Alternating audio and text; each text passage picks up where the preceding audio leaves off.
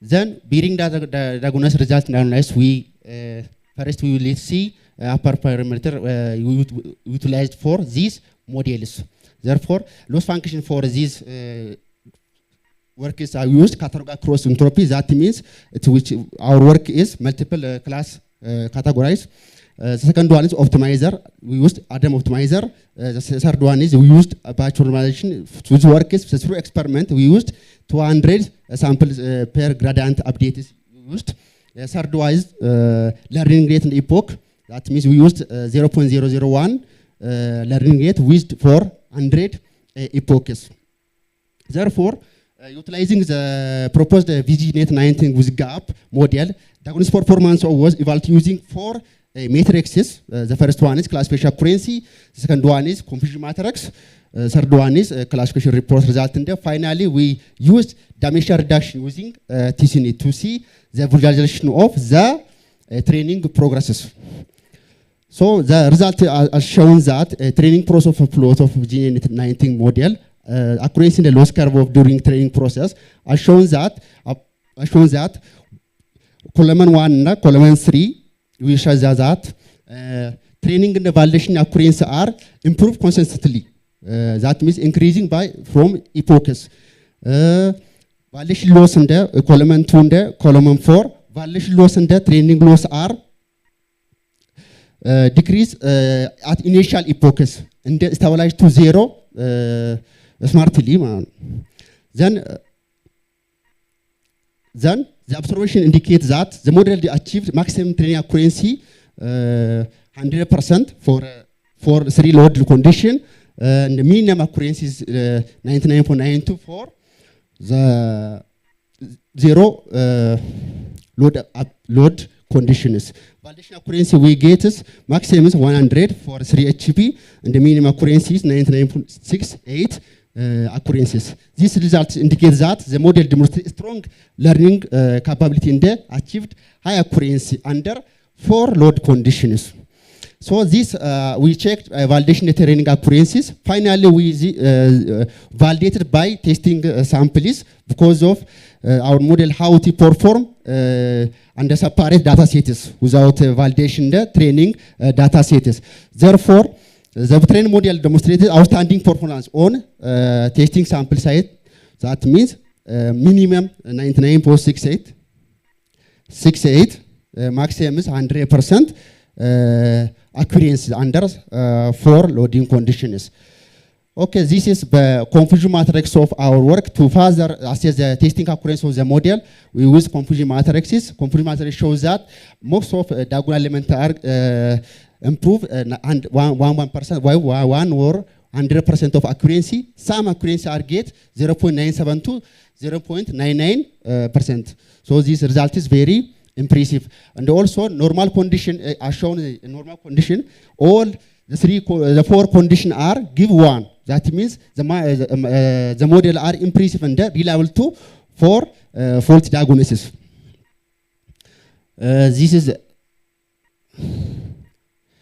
This is classification report matrix. It is similar to confusion matrix. Let's leave it.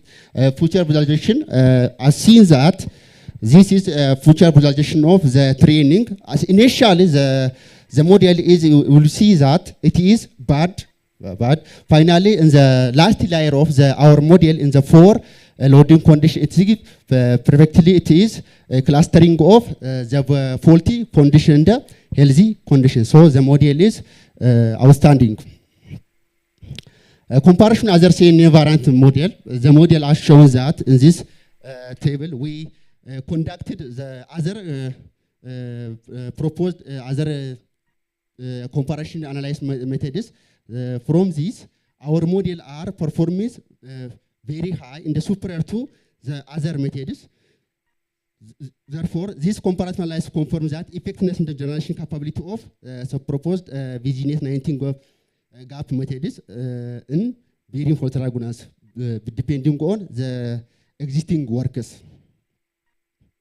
So the main contribution of this study is summarized as in this work we implemented simple efficiency data processing method using a continuous overlapping window stride segmentation that is converting vibration signal to RG images The second two is improved training efficiency and accuracy by freezing both on network parameter except of the last layer of convolutional block 5 and the fine tuning of top network using unbalanced target domains. Third one is increased pre fault diagnostic accuracy by incorporating gap. We used gap by removing of traditional fully connected layers to reduce training parameter and prevent overfitting of the existing VGG19 models. Additionally, the through experiment is we utilized batch normalization with this gap model for improve the healthy classification of parties. The fifth one is comparative experimental analysis work conducted with other state art of the model and the proposed model to confirm it is of priority. Okay, let's conclude the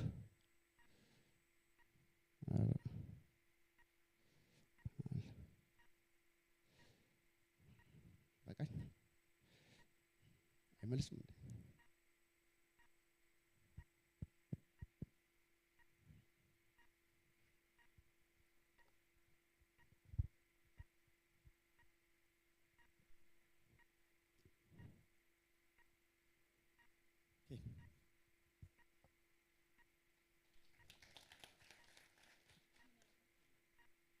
Okay, so I think on slide ይቀረው ነበር ማርሻል ዝም ብዬ ኮንክሉድ አድርጎ ዝም ብዬ እሺ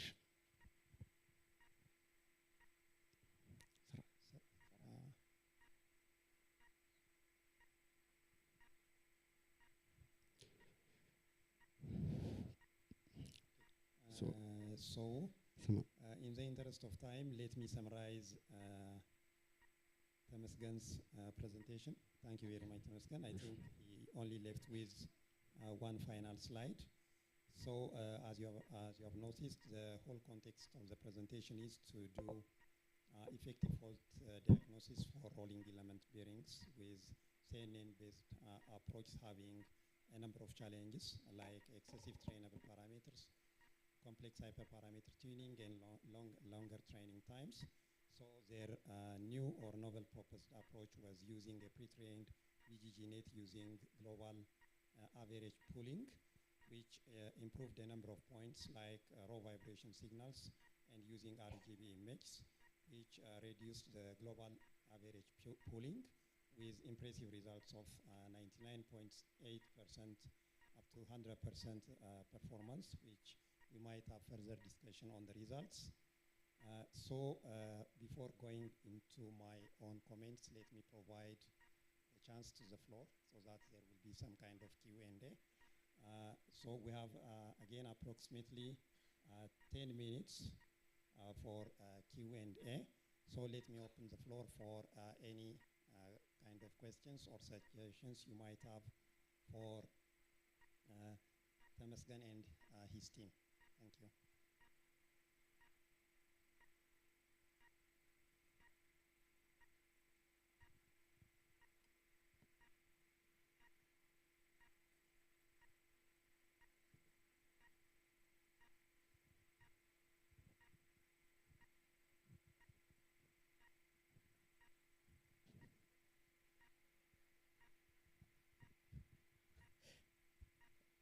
Thank you very much for your nice presentation. As you know, the initial bearing condition have high effectiveness on your model, because if you are using your data for new bearing and collect this data for feeding to your model, and if you are using data source from bearing which is used for a long time, the final result you get completely different. I don't know where you, which the data you used for new bearing or already bearing, like how long the bearing previously used before you took the data. One question is that one, because that value have a critical effect on your final model. The second one is you are using like 200 data, which is very small, as I think, 200, I think, yeah? I see 200 batch. Yeah, and you are using iteration by epoch like 100, which is I think that also very small. And but you get 99 and 100% efficiency. I don't know. I didn't feel nice for that because as your iteration is increasing, your result improve, and with small epoch, most of the time the result we'll get is a low efficiency, and the one is that, and the other one is your model is working for other machine or like with a different machine bearing condition. If you like CNC kind of bearing machine and you use like a small washing or like juicing machine, is can we implement this model for all kind of bearing type, or there is a specific I think you use like public data set, and how you can you generalize your model effectiveness for this diagnostics purpose. Thank you.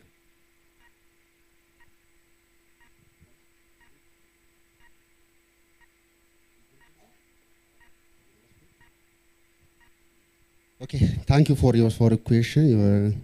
Already the data set are for bearing is public data set. We used data set is it's found in America. It's public. It's widely recognized and utilized in community researches. Most of the development of model. Our work is more focused in model improvements, but at practical, we come to practical this bearing fault diagnosis models. Some considerations must be fulfilled. We try that. We used at least 3 practical conditions. We included this work.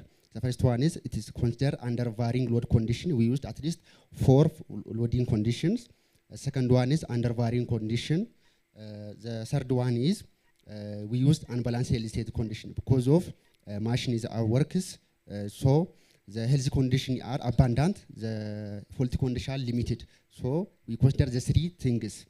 The another parentheses. There are 2 future we are explore for the future workers. This vibration, this data, bearing data is already experimental data. It is fault induced in the experimentally. So there is vibration data industry. There is vibration, there is noise. So we include noise in the future.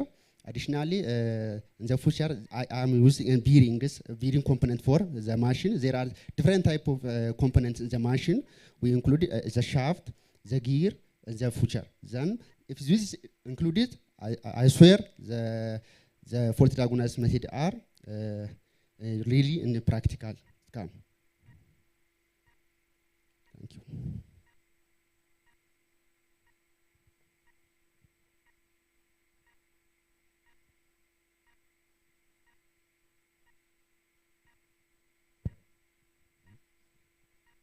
Yes, okay. Thank you for the good presentation. I just have 2 questions on your model. The first question is, we know 3D CNN models have better performance than 2D, especially in RGB color image detection. So, but on your model is a 2D CNN, as I think. So it's not 2D. 2D CNN, but it's pre-trained VisionNet. Yeah. Why didn't you afford 3D CNN? Because computational requirement is not an issue now. Accuracy is more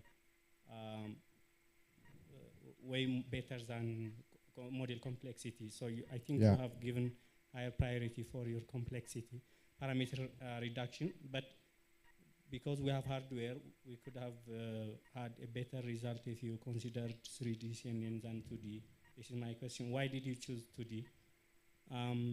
The second question is, you have just user transfer learning, where you have a pre-trained VGG19, which had around 1,000 classes, was trained on a different problem, and you just removed some layers out in the output or in the fully connected layer, and then you trained for your own problem.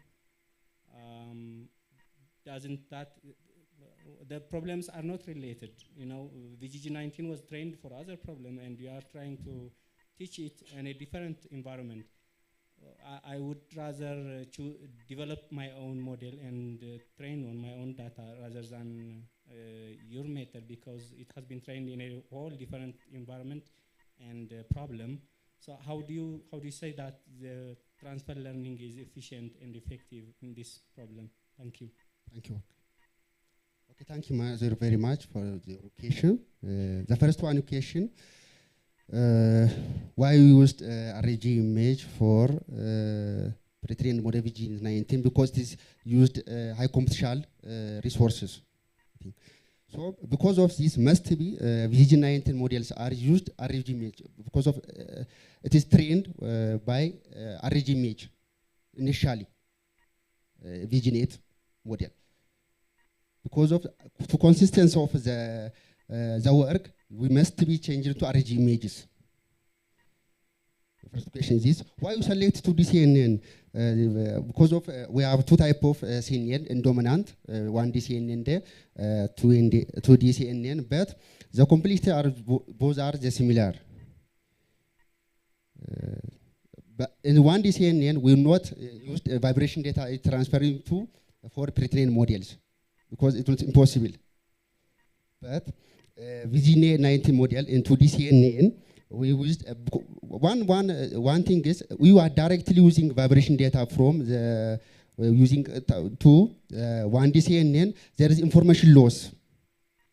The second one is to improve the model. CNN is designed for 2D CNN. It's image processing. It's not for our model. It's not mechanical model. Some work is inspiration to come to mechanical systems.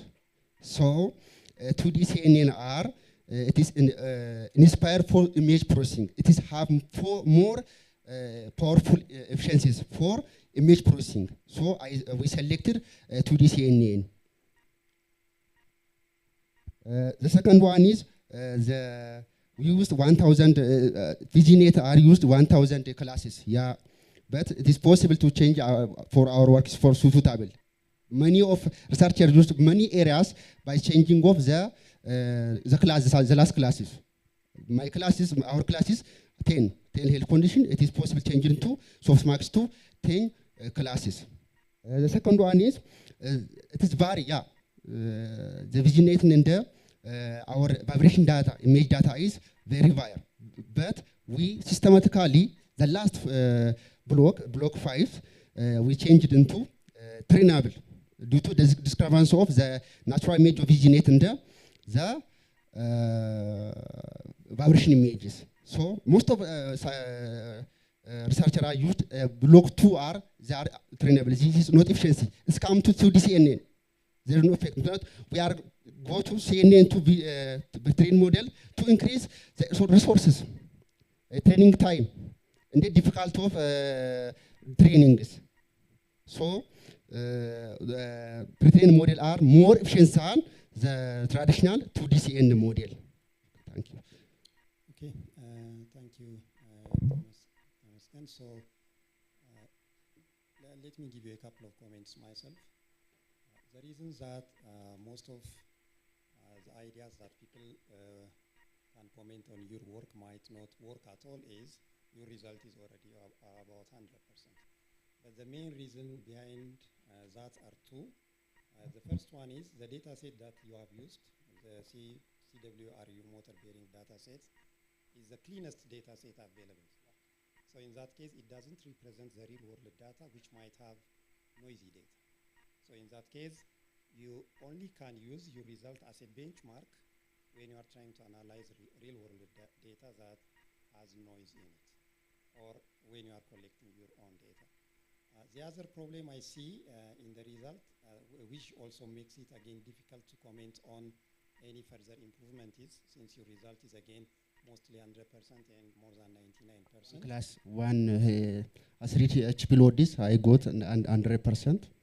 So the main problem, as you have also put in your slides, is your data is totally unbalanced because for 10 different healthy conditions, you took 9 small well, limited fault data set, yeah. May I finish my comments?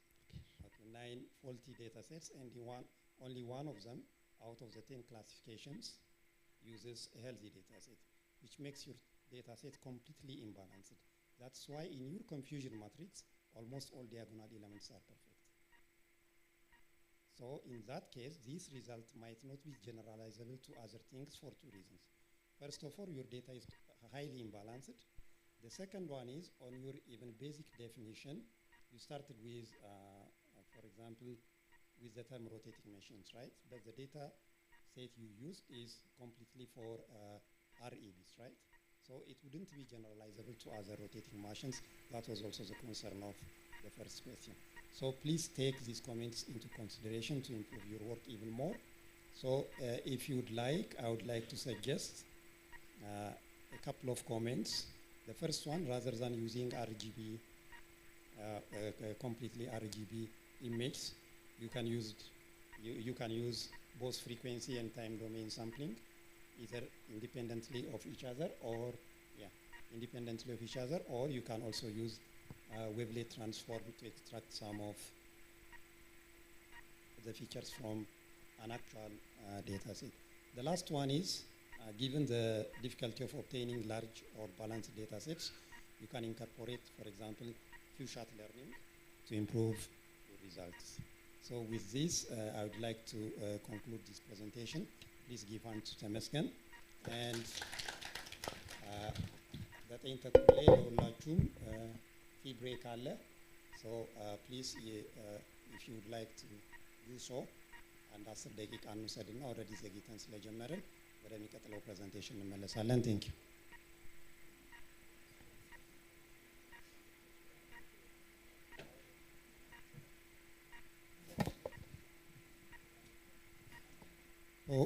በተጨማሪም አሁን ላቀረቡት ሁለት ፕሬዘንተሮች ተጨማሪ ጥያቄዎች መጠየቅ ትችላላችሁ during the tea break.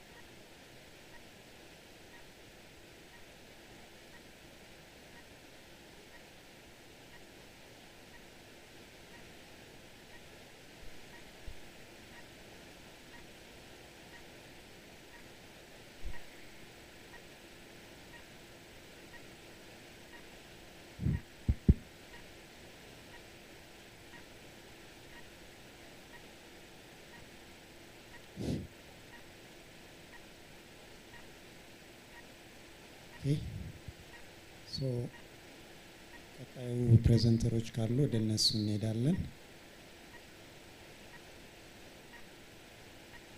አብዱልከሪም መሐመድ ኦር ሰላማዊ ተሻለ።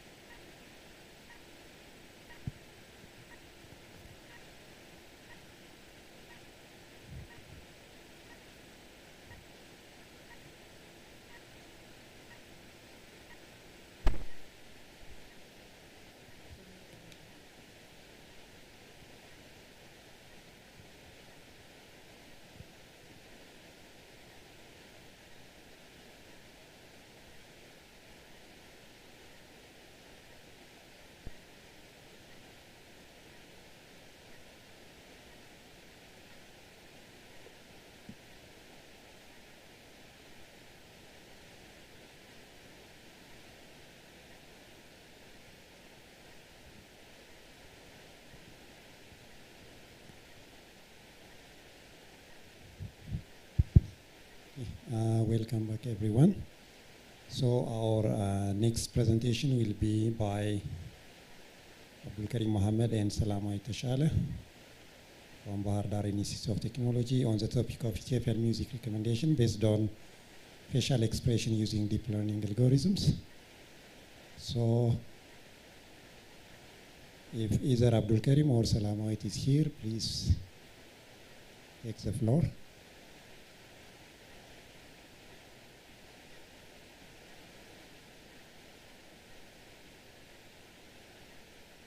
Okay. So, in the interest of time, we will reshuffle the presentations. So, I would like to know if any of the other presenters are in attendance here.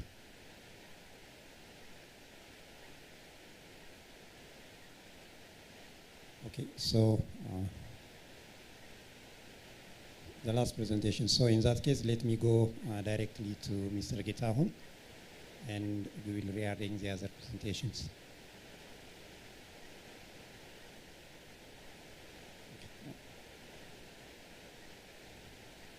Can you project the last presentation, please? The fifth one.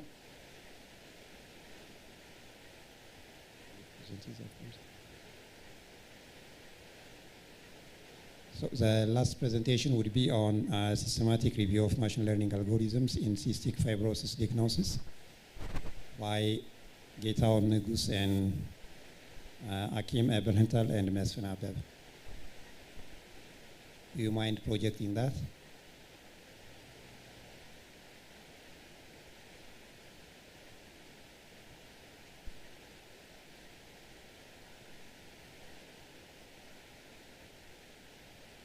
So while the slides are being ready, let me briefly introduce the authors of this paper. Getahun Negus is from the Computer Science and Engineering Department from Adama Science and Technology University. And Professor Ebenthal is from Haag University of Applied Sciences in Germany, Göttingen. And Mesfin Abebe is from Adama and Science Technology University from the Computer Science and Engineering Department. Today's presenter will be Getahun. So let me give you the floor and you may introduce yourself in the meantime if you have additional points to make.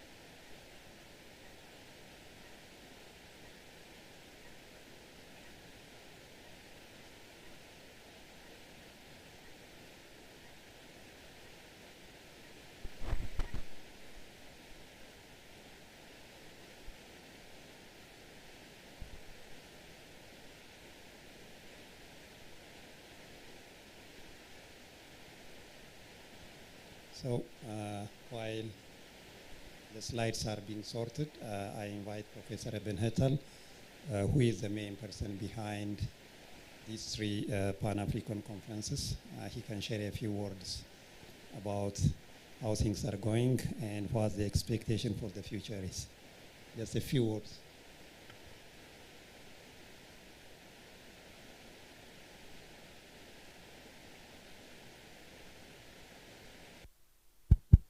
Here we go.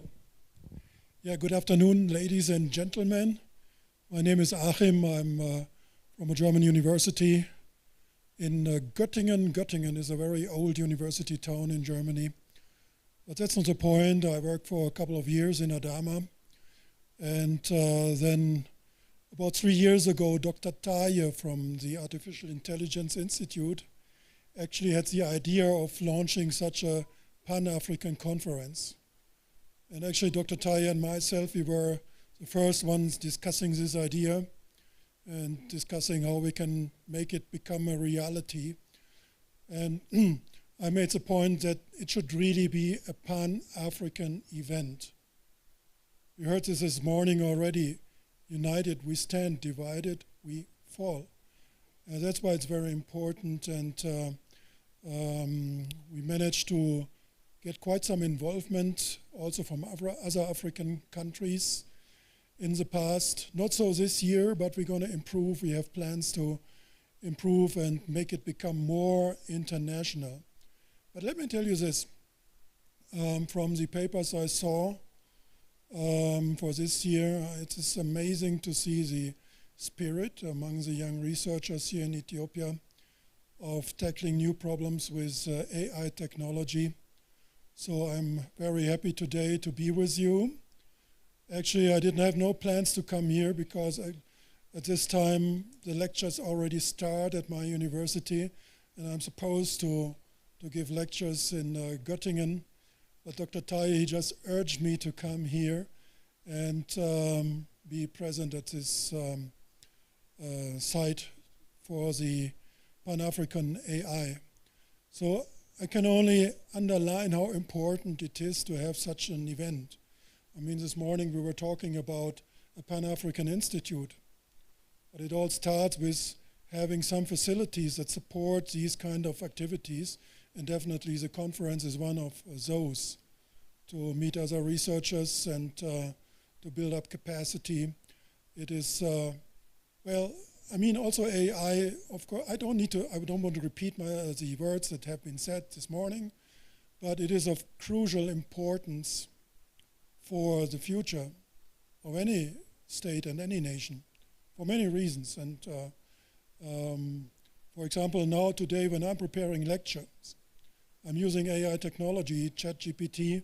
If I have special questions, it saves me a lot of time, so it is a bargain in productivity. That alone is a reason why AI technologies may not be dismissed in any way. So I don't know how the presentation is going now, but if I'm supposed to continue talking, let me tell you about another thing. Before I just came here after lunch, I had a visit to the Adwa Museum. Have you already seen the Adwa Museum? Raise your hand, who has seen the Adwa Museum already? Okay, just a few. Yeah, they should make it a side program here. I've been studying Ethiopian history for some reason before, and I read a book about the Battle of Adwa, and the book concentrated very much on the leaders that have been leading the battle, how it came from the Wuchale Treaty, and so on and so forth. And the director of the museum took me on a short trip through the museum facilities, and I see that the museum focused on people, right? On how the Ethiopian people were supporting the army, the woman baking injera, doing dabu, and those kind of things. Everyone came together at that time. Everyone was supporting this defeat of a foreign enemy. So this is a wonderful spirit, and so I don't want to sound too pathetic, but I hope that the same spirit brings the young generation together to build up the resources for artificial intelligence in Africa for a better future. And it's not too far-fetched to talk about new passes of colonialization that come through artificial intelligence if Africans do not master it. I think I talked enough for the time being. Thank you very much for listening, and enjoy the presentation as soon as it may start. Are you ready? Yes. Why don't you tell me? Huh? All right, so let's yeah? get back to business while reflecting on both ideas Professor Abenantal was mentioning. Let me give the floor to Mr. Getahun to present their work. Thank you. Thank you. Thank you, Professor Hakim, for enabling us conducting this research. And actually, his contribution is a lot for researchers, especially in Ethiopia. He has been advising a lot of students, including myself. And I would like to express my appreciation to him. So here I would like to present a sorry, which one is back? Am I going back? I don't know this button. Sorry?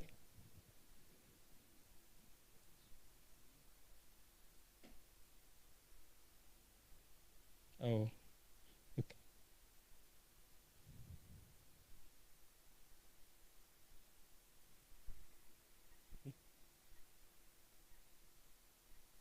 Okay. Yes, thank you. Okay, so this is a systematic review of machine learning algorithms in cystic fibrosis diagnosis and monitoring. In this presentation, I will present the introduction first, then the background on cystic fibrosis and artificial intelligence in general, and then the review methodologies that we followed. Then the results of the review, specifically in cystic fibrosis diagnosis methods, algorithms that have been used in the past for cystic fibrosis diagnosis, review findings and their limitations, future directions, and the research goal will be demonstrated. So cystic fibrosis is a chronic disorder of the genetic disorder that affects more than 70,000 people worldwide. This is a rough study because African countries have not well studied this disease properly, including Ethiopia. It affects the different organs, specifically the lung is most dominant based on the research review. The systematic review will investigate the application of machine learning algorithms in the diagnosis and monitoring of the disease. As the diagram, you can see cystic fibrosis and a normal or healthy lung and a infected lung. The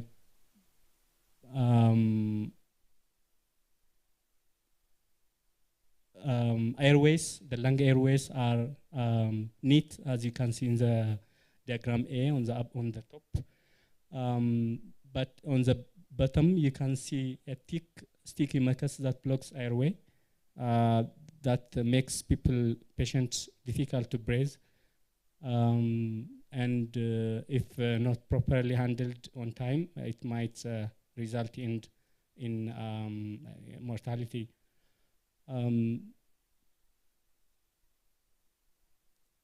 So basically, the cystic fibrosis disease is caused by mutation in the cystic fibrosis transmembrane regulatory gene.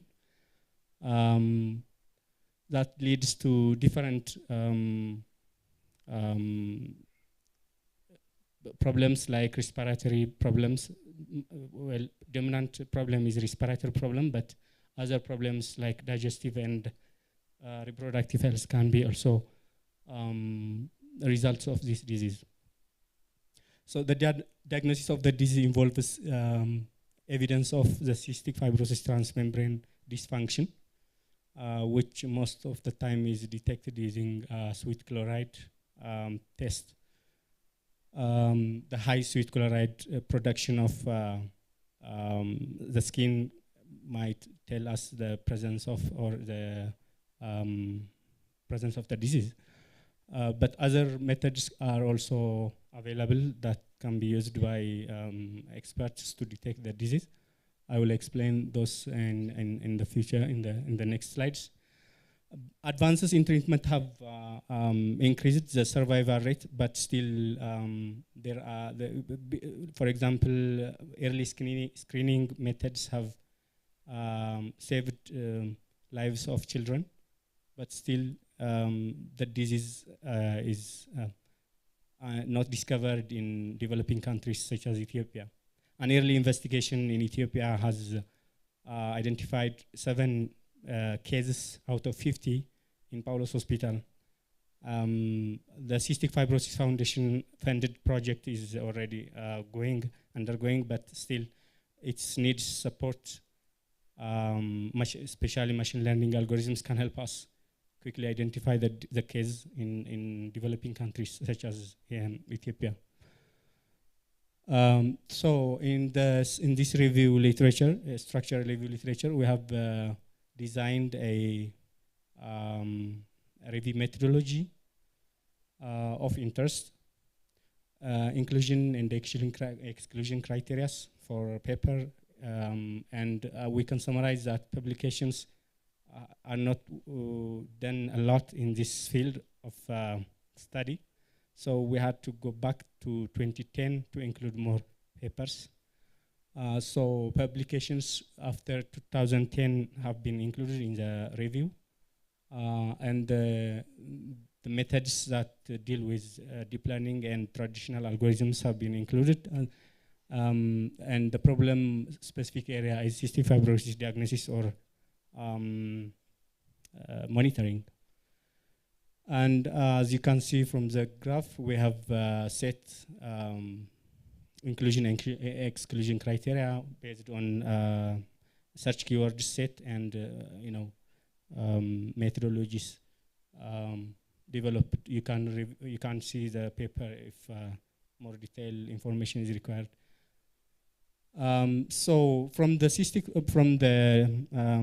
systematic review that we conducted, we have found the common cystic fibrosis diagnosis methods that are used by experts, field experts. The sweet chloride test is termed as the gold standard by the Cystic Fibrosis Foundation guideline, and it is taken as most trustworthy method of identifying the disease than the others. But other researchers have, or other experts have used other methods like CT scan, computed tomography scan, or magnetic resonance imaging can also be used to detect the status of the lung and then decide whether there is mucus and the presence of the disease. The spirometry is also other imaging technique that experts use to identify the disease. Other technique is genetic testing, especially the chromosome 7 sequencing. If there are dysfunction within the chromosome, the specialists can also detect the presence of the disease because it's, as we said, it's genetic disease and it can transfer genetically. Other methods include breath analysis and perspiration, such as forced expiratory volume in 1 second, where a patient is allowed to breathe as much as he can in a second, and then we record the volume occupied by the lung and then decide whether there is the patient is positive or not. Lung sound analysis is also another method that specialists use to identify the disease. Other methods such as volatile organic compound analysis using electronic noise is also a method used by experts, but they have their own pros and cons, which is presented in the actual paper.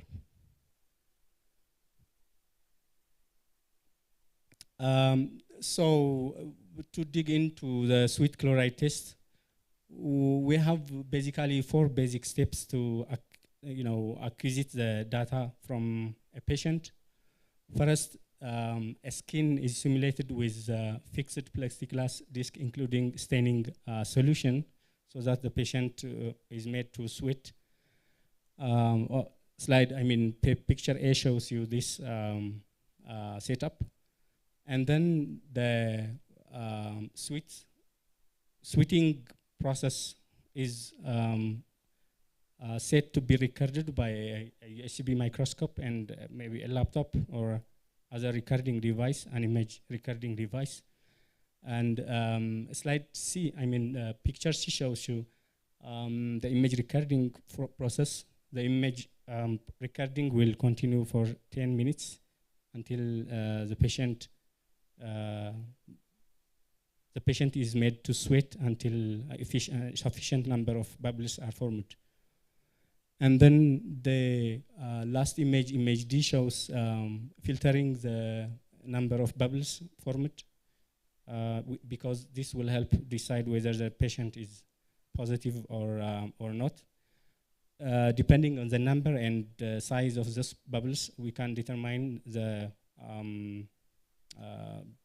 presence of cystic fibrosis in the patient.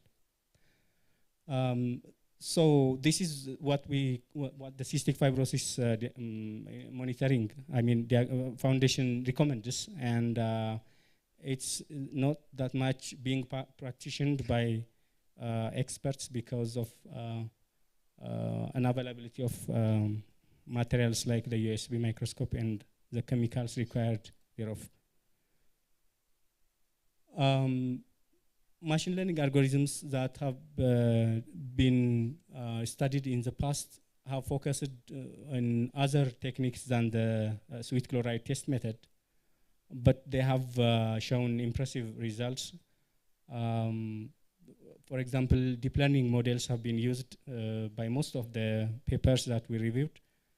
30% of the papers used deep learning variant of deep learning models, whereas 52% is contributed to many traditional algorithms. That's why I just said deep learning models are more preferred than the other models, but the number tells some of all the traditional machine learning algorithms. Other methods like fuzzy logic, inference systems, and biomarkers have been also used by researchers. But the actual result, the actual paper count is presented here. For example, we have found 40 papers, by the way, published since 2010. And out of these papers, we found 30% of the papers, which constitute 16 papers, to use deep learning models, including cascaded CNN, deep convolutional neural network, and 3D convolutional neural network, and so forth. Regression models such as lasso and ridge regression have also been used by researchers. To be exact, 10 papers have used these methods, which constitutes 19%. Decision tree random forest support vector machine explainable AI. I have found one paper using explainable AI. I was fascinated with the paper. Actually, it's the most recent one. But different algorithms have shown their own performances, and they have been reviewed for comparison. When we see the performance metric on the result of the papers, there is inconsistency in performance metric in the papers, and I just have selected the ones that have a similar performance metric, but common performance metrics such as accuracy, area under receivers, operating characteristics, correlation, dice coefficient, precision recall, and F1 score have been used to test and test performance. For example, here are top papers that showed a good accuracy in detecting cystic fibrosis using imaging techniques that I illustrated. Most of the papers have used CT scan, lung CT scan as an input, and then determine whether the patient is positive or not. So an example, Marquis et al. Has got an accuracy of 94% using the cascaded convolutional neural network model. And Nazamabadi also a traditional, standard convolutional neural network with all the architecture with accuracy of 93.64% with its actual problems. I will state the problems of most papers in next slide. Deep convolutional neural network had an accuracy of 95.91 and so forth. So you can see accuracies are higher, but the question is why is it not being implemented then? If I have this much accuracy, why is it not practiced? So there are problems, limitations with the papers that we observed. The key findings are that deep learning models have showed promising results of identifying the disease from image dataset. But many studies have small datasets that we observed up to 15 images, sometimes just 15 images for a deep learning model is really inefficient, and the accuracy is higher, the dataset is lower. That's what we observed in most papers. Traditional machine learning algorithms have been useful in the paper for predicting outcomes, finding biomarkers in diagnosis process, and for treatment recommendation. In general, from the findings, we observed that more work is needed to address the dataset issue and to translate research to a robust, clinically acceptable model.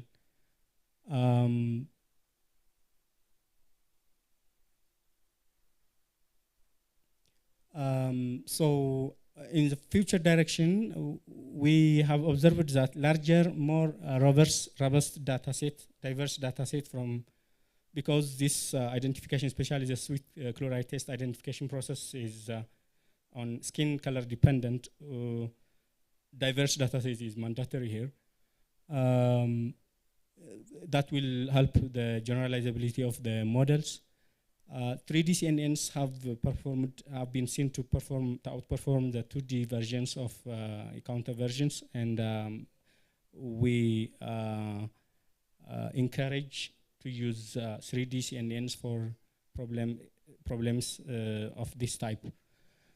Ensemble methods have also shown a good performance than standalone models, like an ensemble of different traditional and deep learning models is a vital, has shown a good performance. Hybrid approach and the like have the ability to improve the generalizable accuracy of the models. Explainable AI also has a contribution on, especially on medical diagnosis systems. Deep learning models, as you know, are termed as a black box, and without explanation, just recommending the presence or the treatments for a disease is not enough in health issues. So explainable AI becomes really important component of deep learning models today.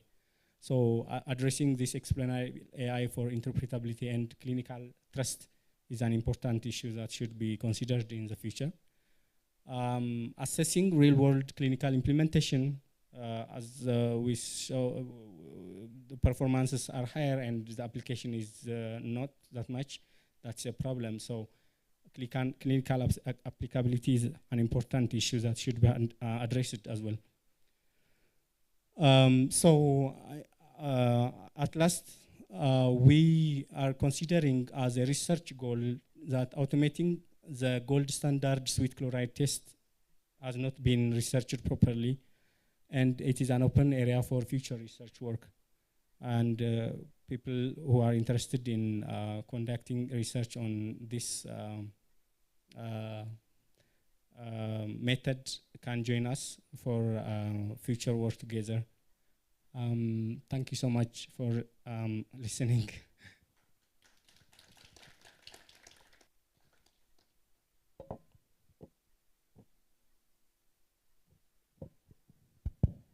Okay, thank you, Getaun. Just to note some of the main or the salient features of the presentation. As indicated, this is a chronic and progressive and deadly disease, and cystic fibrosis affects more than 70,000 people worldwide. So based on their systematic review, a few findings are reflected, mainly that the gold standard method of testing, the sweet chloride method, is not well supported by ML algorithms, and one of the future studies wants to, the main focus areas being exploring how ML algorithms can be made to support this gold standard sweet chloride test method. So as usual, I will go to my couple of questions later. First, let me give the floor to the audience. If you have any questions and suggestions to Getaun and team.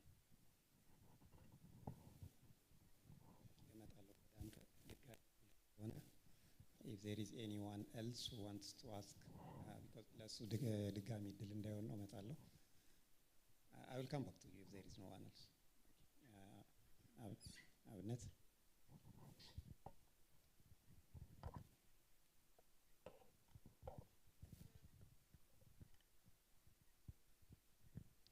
Thank you very much, Getaun, for the nice presentation.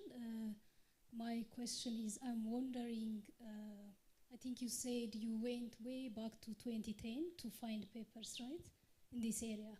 So did you identify any challenge why people are not working on this area? Because now we have all the pre-trained models, we have deep learning, we have open access to various codes. So why are people not working in this area?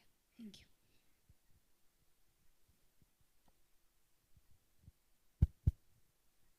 Okay, shall I? Okay. Well, I have the same question actually. It was the same question, but I believe maybe because well, it has been identified to be gold standard and it has not been researched in the past. As I showed in the slide, the data collection process is time consuming at first. But looking at the effect of the disease and comparing the data collection process difficulty, it should not be a question. Data processing collection difficulty cannot be a problem, but I suspect it's because collecting data for deep learning models using the gold standard takes much time, and that's why researchers don't afford to go ahead and develop model for cystic fibrosis diagnosis using gold standard. But that's the same question that I have been wondering, and I haven't got this. That's why we would like to go for it and collect data for this. But that my promise is just because the data collection is a little bit difficult, I think. The disease is global? Yes. Actually, if you would like to hear more, there is already a project, the automated suite test diagnosis project that focuses on collecting data sets for this method, and people are working on it. We would like to join them, but in the past, the sweet chloride test has not been well addressed. Okay.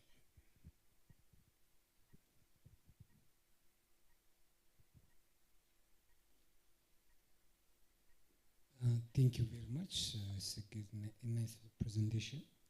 The same question I just forward for you is just, I was expecting that it's actually systematic review based on that. I was expecting you have said, you just once said something about the number of data sets that are used by those 40 publications. I was expecting that to say something on this, but you never said anything about the type of the number of data sets they are using. The first question.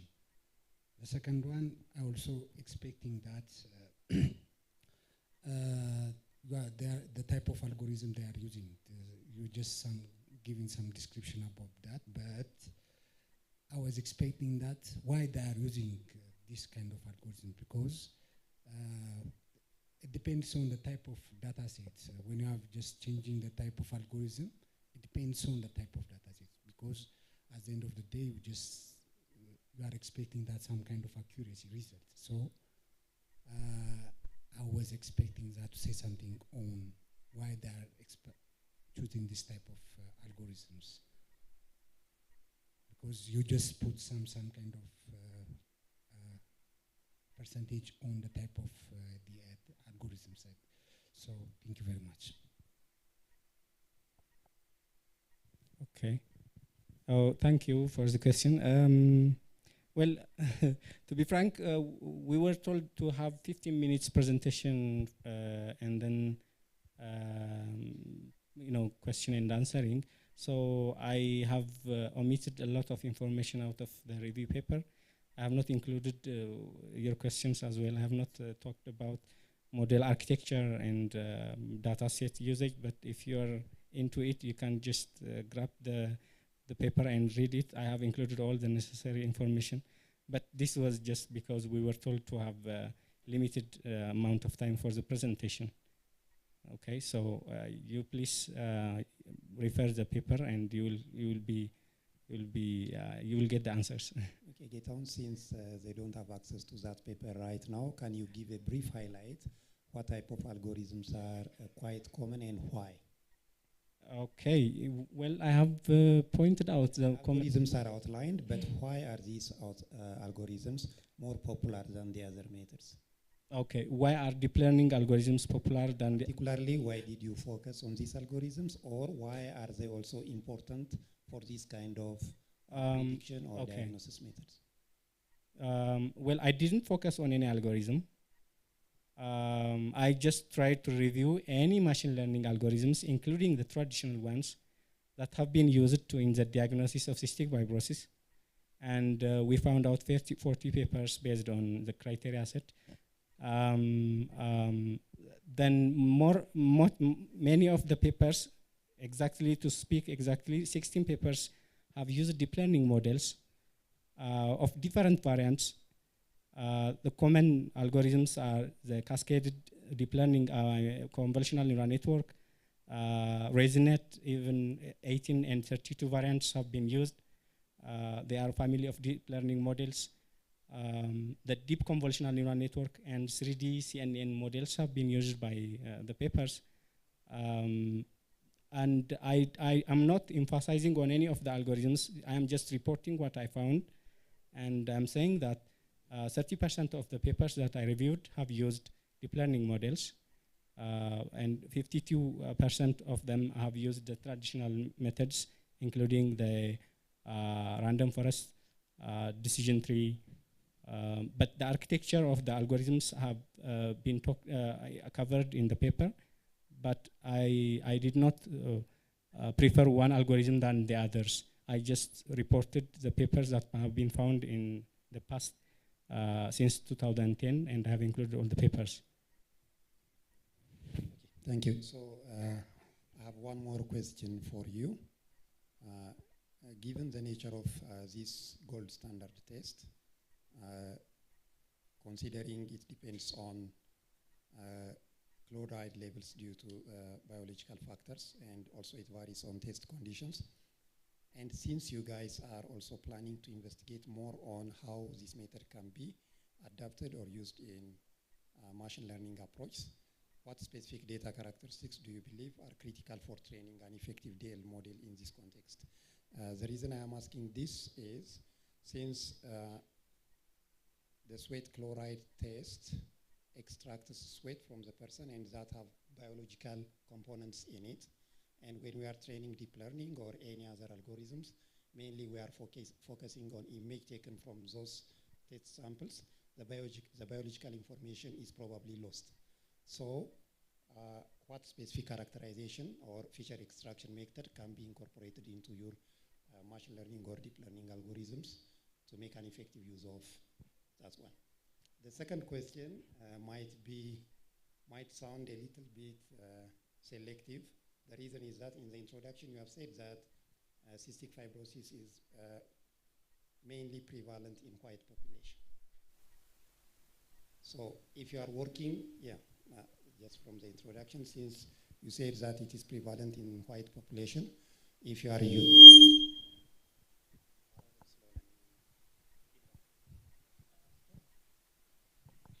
so if you guys are working on your research locally, wouldn't it be also good to consider local available data or its prevalence in the local context, including your research as well?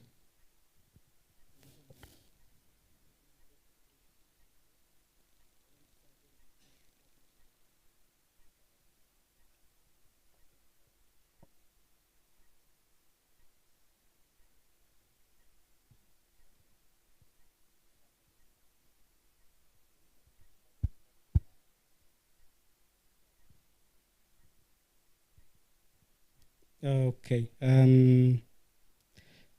How I think the first question is, how are you going to determine cystic fibrosis based on the sweet chloride test? How is machine learning going to help you identify the disease using the test method? Yeah, because the gold standard identifies biological markers, and usual deep learning methods are using imaging techniques and things like that. The biological information is not fully captured in the image presentation. So how can you make efficient deep learning algorithms? Okay, I think I get your point. Sweet chloride test is not a does not have biological information. The sweet chloride test is all about the number of and the size of the bubbles produced when a patient is put into a sweeting chemical, as I showed on the paper on the diagram, 4 diagrams. So patients with higher number of sweet bubbles, and bigger diameter, greater than 16 millimeter per liter, will be considered as cystic fibrosis positive patient. So the sweet chloride test is not going to have the genetic information of the patient, but it just gives the number and size of bubbles on the skin produced when the patient is exposed to a chemical. While you are explaining that, I have more questions, but because, for example, if you are counting the number of bubbles, even being nervousness will affect the test, right?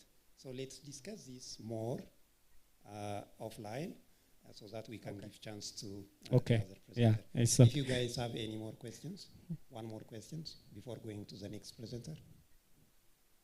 The reason I'm relaxing the time is one of the presenters is not available, so we have only one more presentation to do. So one more question, please make it brief.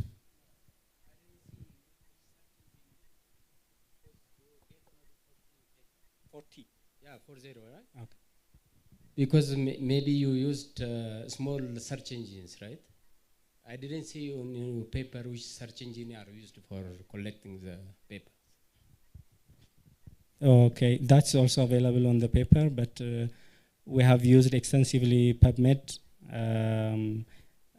Springer, IEEE, Google Scholar, and main search engines have been used for including more papers. And you might wonder reading the paper if you want more information on that. But we have discussed about the number of and type of search engines included. Okay. Okay. So let's wrap up here so that we can go to the next presenter. Getahun, you might discuss with him offline. Okay. Thank you so much. Thank you very much for everyone.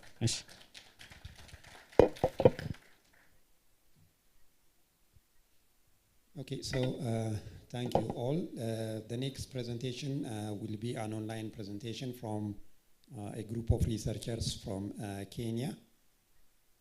It's on machine learning approaches for predicting gender disparity in STEM programs. Again, I don't know if it is fortunately or unfortunately, this is again a systematic review. So let me give the online floor to Juliet Mosso and colleagues from Dedan Kimathi University of Technology, Kenya. So would you guys please project the presentation?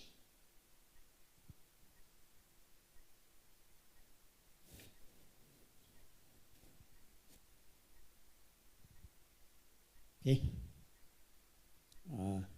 Can you hear us, Juliet? Give us a moment. We can't hear it from you.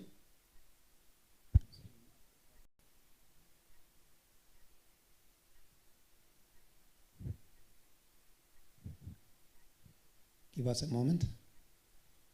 We can't still hear you, so give us a moment, please.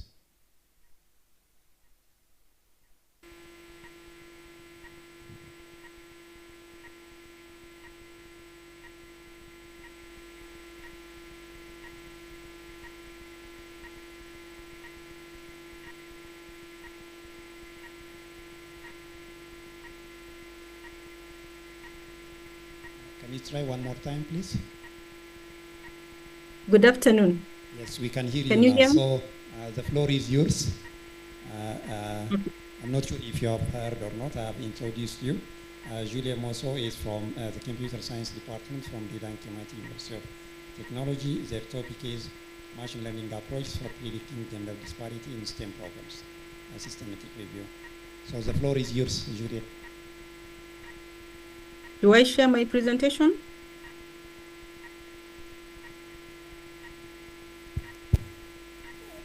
They are making it online right now, or you can share it directly as well. Because I'd sent a recording. Yeah.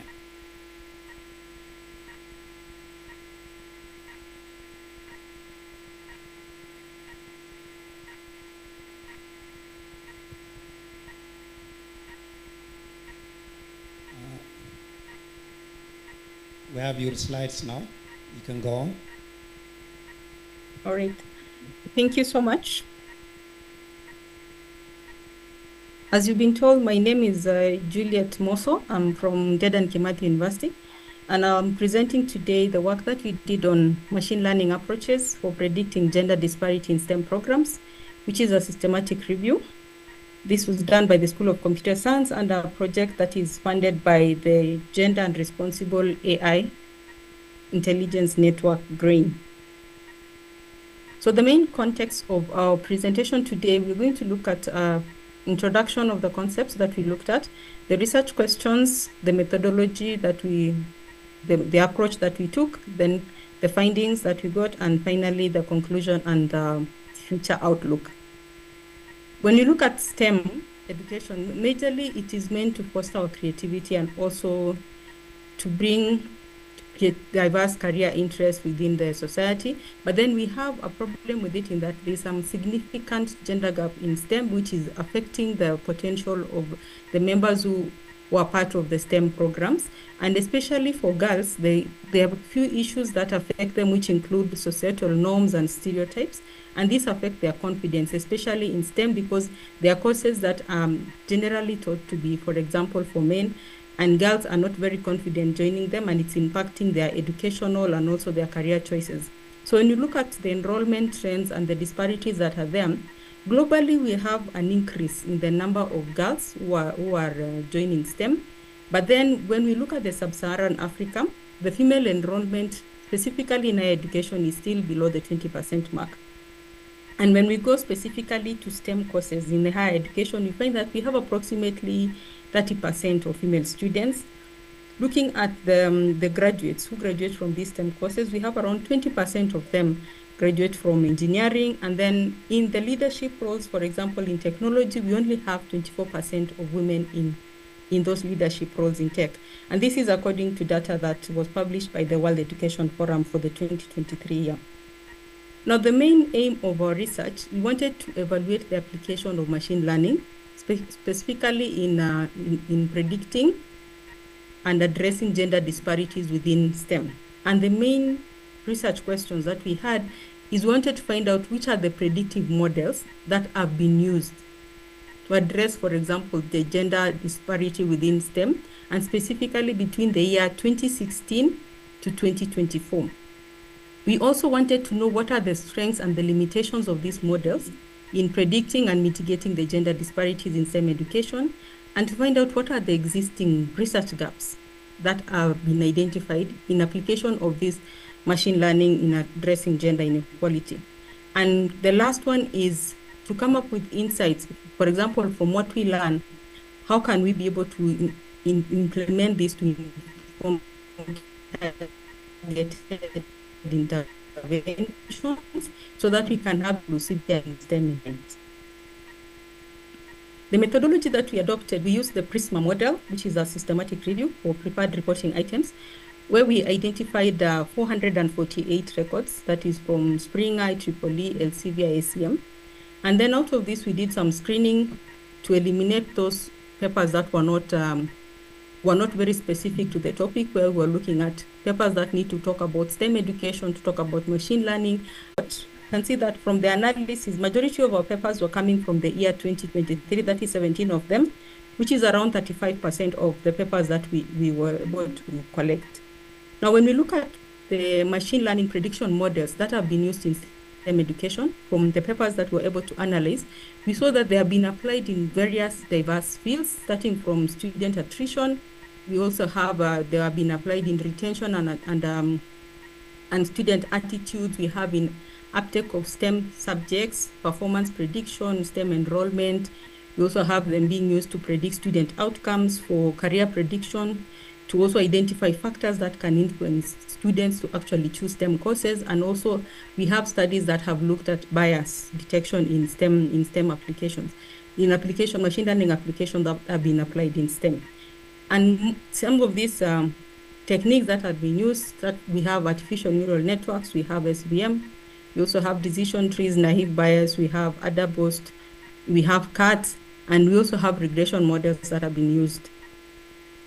Now, looking at these models, they generally are able to enable us to analyze complex data sets and do predictions.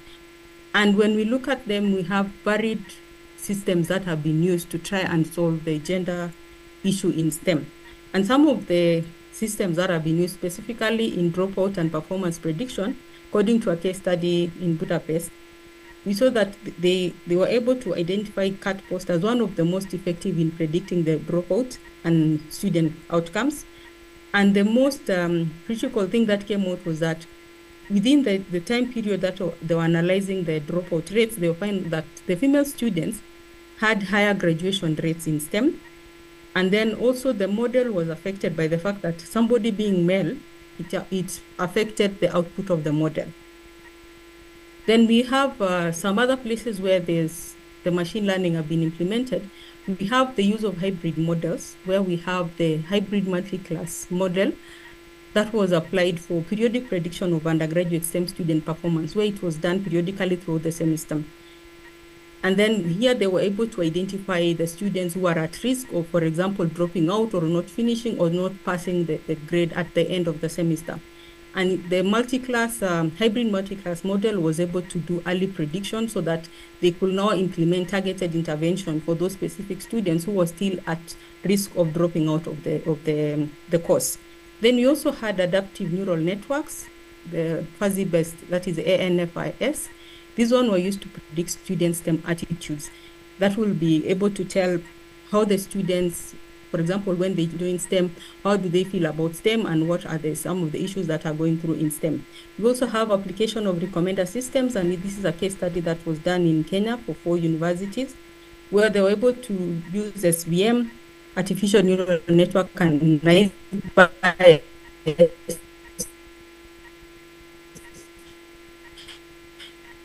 to predict the the neural that have used predictive, for example, the CAT model that is used to identify the critical factors that influence STEM major enrollment. And some of the factors that came out were that a student who has calculus credits and also has some science identity, that means has been able to do some science courses, is more likely to enroll in a STEM major when they go to college. So those are some of the findings that came. Also some machine learning applications or models that were able to address the bias and fairness issue that is there within the STEM programs. And the first one was looking at the proctoring, the exam proctoring system, where they're trying to detect the level of cheating within the exam. And there were a research that was done on one of the systems, that is the responders monitor, which revealed some biases whereby for students who were analyzed using this system, we saw that the students with darker skin tones and also women were more likely to be identified as people who were exam malpractices, where we have student written responses being analyzed by an AI model. And from this, it was discovered that when you have data that has balance, both gender, male and female, then there is likely a higher chance of having fairer outcomes, as opposed to when you have data where the gender balance is not there. So one of the criteria that was used for this this particular model was that the data had to have the gender declared within it. So the data was already genderized so that it could be able to see whether when we have balanced data in terms of gender, then we can be able to get fairer outcomes. We also have the application of these models in e-learning performance prediction, where we have the support vector classifier and with a radial basis function. This was used to predict the STEM e-learning performance, and it was able to get a higher accuracy of 90.44%. Now, within this model, they also incorporated some other behavioral related components. For example, the learning preparation of the students. They also looked at the knowledge acquisition and the learning consolidation. And these were able to significantly impact the performance of the model and also to enhance the prediction of the model. With all these systems, some of the strengths that were there within the systems is that they're able to do patterns, intricate patterns, to identify patterns within the systems. And also we are able to forecast outcomes and handle multidimensional data, and also be able to do some streamlined data analysis, and they're adaptable. But the main weakness that exists, the first one being the models that were able to implement deep learning, for example, they have a black box in nature, so they're not interpretable. The user cannot be able to tell why something was predicted the way it was, because the model itself does not explain how it came up with that particular prediction. Then we also had they are susceptible to bias, especially within the training data. And also we have, it's difficult to, for example, establish the causal relationship. And some of them, the deep learning ones specifically, are resource intensive, especially when they're being trained and also when they're being implemented. And there's a high risk of overfitting occurring. Then there were also some other ethical issues that were important within the studies, where we have the issue of bias. And then we also have fairness, we have transparency and data privacy issues, because as people, then it's also important to protect the privacy. In terms of transparency, it is good for the models to be clear on how their predictions identified within these papers that we looked at. we saw that most of the studies were focusing on an aggregate trend where they were not looking at variations or comparison across together. Then we also had limited understanding on how race, ethnicity, and socioeconomic factors will intersect with gender. So there was a problem of intersectionality within the studies. And then most of our studies were static in nature, that is static cross-sectional snapshots. We did not have a lot of studies that were able to track changes over time. So there is need to have more longitudinal studies to be undertaken. And we had ethical considerations that came out where they were insufficiently addressed. For example, the bias in training data and other ethical implications that come, including transparency and privacy. And then we also lacked the human-centric perspective from the literature, whereby they were not having the individual experiences coming out. So there's need to have a qualitative methodology and interdisciplinary approaches so that we can have a comprehensive understanding on how the models are able to work. So we have some methodological recommendations that can be done to be able to mitigate some of the challenges that we saw in the literature. And the first one is to standardize, for example, the way data is collected, and also to include the demographic variables so that we can be able to have a more standardized data set with more variables so that the gender aspect can come out, the racial aspect can come out, the regional balances can come out. And then in terms of models also, it's good to choose the model based on complexity, whereby it is better to have a good performing model that is simpler, and also one that you can be able to understand, that is prioritize interpretable outputs for transparency purposes. Then we saw that also it's good to have standardized performance metrics that can be used to analyze the performance of these measures, of the models that were there. And also within these performance metrics, like the accuracy, precision, recall, we also need to include things like the fairness metrics, for example, demographic parity, equalized odds, so that we can also be able to assess the bias that is there within the system. We also looked at tailoring methodologies to the unique needs of each STEM field, and then having experts who can engage from various fields so that they can be able to enhance the relevance and impact of these studies. So the main aim will be to have technically robust solutions so that we can be able to address the main issue in a broader way and be able to contribute to eliminating the gender disparity that currently exists within STEM. So some practical recommendations on how we can be able to achieve some of these things will be, first of all, to have a look at it in a global context where we can foster international research, which considers cultural and regional variations for the diverse solutions that are there, and also having the researchers and policymakers integrating the machine learning findings into actionable and evidence-based policies so that we can have a translation of what they found into policies so that it can be implemented, and having an improvement in our educational programs where we have early engagement initiatives for example, underrepresented groups so that we can promote inclusivity and diversity in STEM, and customizing the strategies for each STEM discipline so that we're able to look at the unique factors that influence gender within the disciplines. And after all this, then we need to have continuous evaluation so that we're able to evaluate and see how the strategies that have been put in place are actually working and whether they need to be any improvement so that we can have continuous progress. So in conclusion, what we found out within the 48 papers that we looked at was that we have studies, yes, that are looking at machine learning applications in STEM, but there are very few of them which are actually related to predicting gender disparities in STEM, or which are integrating gender within the analysis of the issues that they are trying to address within STEM, even if it is the performance, which is enrollment. Then we had very few of them that were specifically highlighting the gender issues that are there, so that they can be able to identify, to work on unique needs of the different STEM fields. Because, for example, we could get a paper that is trying to look at performance maybe in one subject like chemistry, but then we need to have more of the papers that are looking across different disciplines because there is variation and accuracy will vary according to the discipline. So we need to customize these approaches to be able to work on all the disciplines that we have.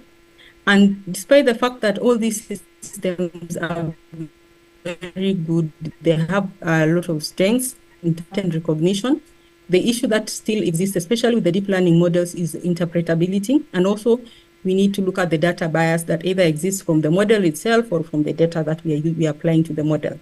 So as our future focus, we'd like to prioritize a disciplinary approach, have global perspectives, and also more longitudinal studies to track gender disparity over time. So these are some of the references that we used. And the research was funded by Grey Network, done by Dedan Kimathi University. Thank you for your time, and thank you for listening. Can take some questions. Thank you, Juliet, for your nice presentation. So before going into Q&A, I will try to summarize some of the salient features of your presentation. So the context was gender inequality in STEM programs as a global issue, particularly impacting women's academic and professional opportunities. So they have followed the standard PRISMA guidelines for a systematic review and covered 49 research outputs, particularly related to their work, focusing on identification of ML approaches used in gender disparity prediction, analysis of the strengths and weaknesses of different ML approaches, and examination of different data characteristics, while the key findings being highlighted trends and insights using ML addressing gender inequality and identified areas of evidence-based interventions and policies in STEM education. So I have a couple of questions of my own, especially since most of the focus was using deep learning approach to predict this gender disparity in STEM fields. And as you outlined, deep learning approaches are highly unfriendly for interpretability approach. Unlike deep learning algorithms, the other traditional algorithms like, for example, random forests or decision trees are more interpretable in terms of specific societal-based results like this one. So if you, because the main idea of doing such research is to inform policy decision making, so why not also focus on those traditional machine learning approaches because they provide more interpretable results? Or why not also put an explainability layer on your deep learning investigations for this approach? I know this is a review paper, but for your future work, considering the traditional interpretable models or adding an additional layer of explainability into your deep learning approach might be also a good one. So you can consider this as a question or a suggestion. But an additional one I would like to point out is, since mainly this is intended to inform policies states are making towards inclusion of underrepresented groups, there are some factors that might not be reflected in machine learning and deep learning, for example, like parameters like enrollment and graduation rates, employment and career advancement, retention rates, and mentorship and things like that. So how do you intend to incorporate this kind of actual factors that are influencing STEM participation for underrepresented groups? So these are a couple of questions from my side or comments. If you want to reflect on this, I will give you the chance, and I will also ask the floor for a couple of other questions as well. Juliet, to you.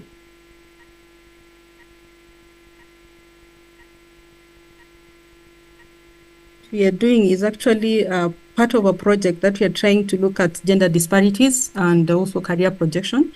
So we got into the literature review to try and find out what are some of the applications that have been put there. And it's true from our findings that we have more of the traditional models that are being used as opposed to, for example, the deep learning. But our approach will be like now to move forward from there is to look at the deep learning models and bring in they are being implemented. So it is something like a work in progress. For the deep learning, it is going to be very good to be able to explain how the models are predicting.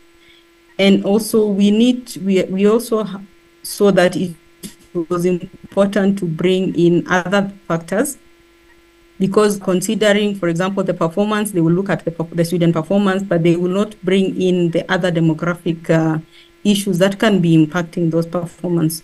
So it's true that we need to integrate other factors that are affecting the systems, and also other factors that bring in now the gender aspect, so that we can handle the disparity that is there in STEM. Thank you. Thank you, Juliet. So now I will invite the audience, if you have a couple of questions or suggestions, to Juliet and her team. Any questions, please, or suggestions? Okay, then, so thank you, Juliet. So thank you for your presentation. Now you may go offline. Thank you so much. Okay. So የዛሬ ፕሬዘንቴሽናችንን 5 ፔፐሮች ናቸው ኢንቴንድድ የሆኑት 4 ቀርበዋል።